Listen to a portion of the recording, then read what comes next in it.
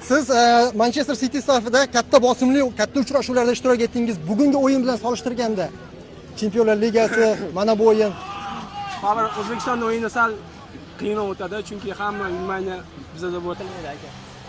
Bu savolga javob berib keyin savol aka. Xo'p, keyingi savol. Bu yoqqa ham o'ting. Nishonlash qanday bo'ladi 10-da? 10-da nishonlash qanday bo'ladi? Ko'ramiz. Barchani aytib qo'yish kerak emasmi? hozir butun O'zbekiston ko'ryapti sizni. O'zbekistonlik muxlislarga, sizning muxlislaringizga fikrlaringiz. Salom deyman. Salom.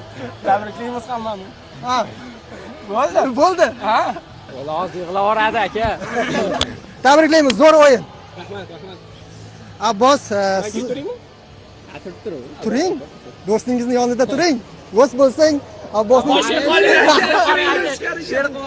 Xo'p, Abbos, tabriklayman. Juda og'ir o'yin, juda og'ir yo'l bosib o'tildi va yangi tarix yaratilyapti shu haqida. Alhamdulillah. Bu g'alabaga erishishni butun xalqimiz juda ko'pdan beri kutdi va O'zbekiston futboli, O'zbekiston xalqi jahon chempionatiga chiqishga haqli deb o'ylayman, chunki bu ajoyib jamoa bilan chiqmasak uyat bo'lardi. Xudoga shukr, bu uddaladik. Alloh bersin. Ko'tarib ketdi.